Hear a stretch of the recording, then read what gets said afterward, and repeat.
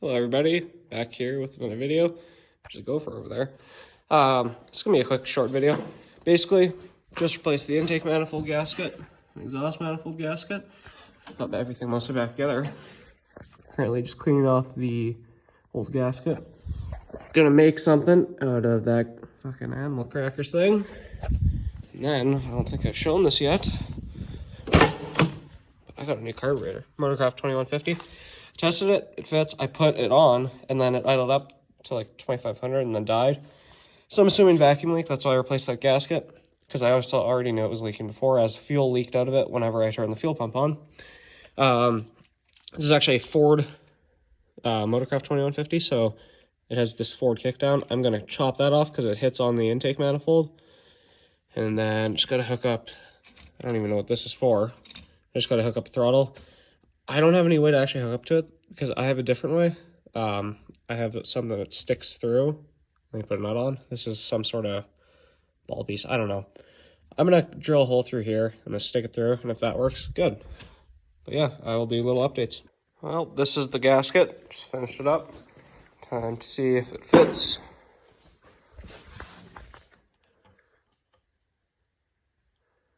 It's about right. I accidentally cut the middle, but shouldn't matter because those two go to the same spot, so whatever. Next step in the process is done. Have the adapter plate cleaned off. It's completely on. It's sealed. It's all clean underneath, so this should be a perfect seal. Hopefully, I don't want to have to deal with more vacuum leaks, because this is a lot of work. Okay, so I just filed down a bit of the throttle linkage that's hitting, kick down, that part. So now it should clear the intake manifold. Now I'm going to put this on and try and test fit the throttle linkage, see if I can hook it up to here. If I can, I'm going to drill out a hole right here, punch it through, and it should be good to go. Okay, so this is a little bracket I made for throttle linkage. Yeah, it doesn't look great. You can see the burrs. I only filed it down a little bit, but it should work. Because as you can see, focus right there, I drilled a hole. So basically, zoom out for you guys. Oh, and not drop the throttle linkage. It's gonna sit like this. That metal plate will be on the outside of this linkage.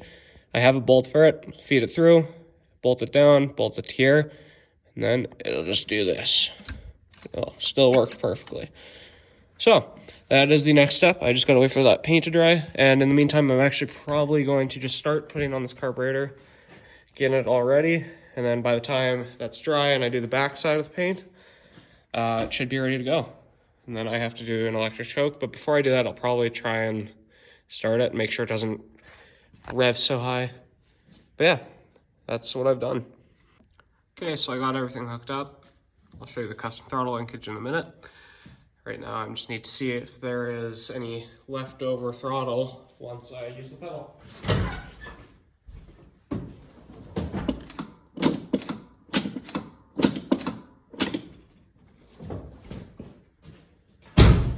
Now I'll use my hand, see if there's a difference.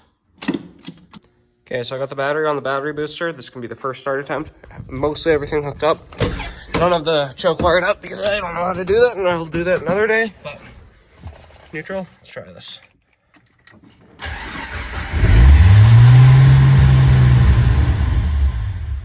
Well, that's not right, I guess. Hold on.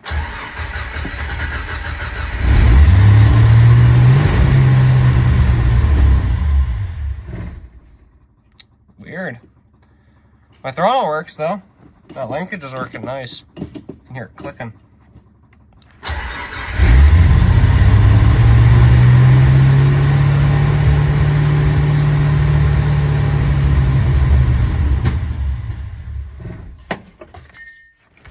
That sounded bad. Hopefully that wasn't a rod. It was just some tools. Everything's smoking up.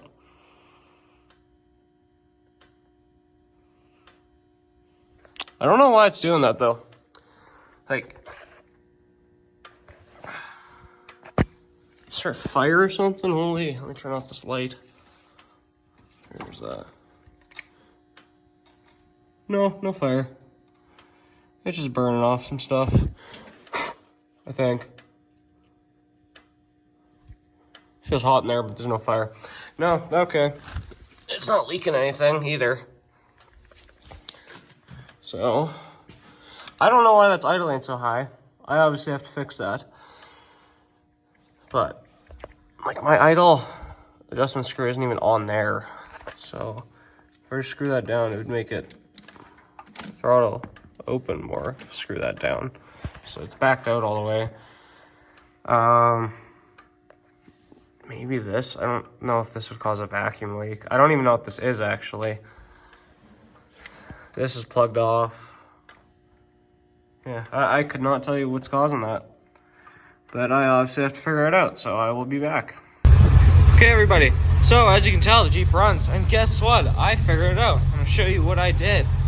So, to fix my issue with the Motorcraft 2150, I got rid of it. I put the stock carb back on. Well, not stock, but carb that was on here.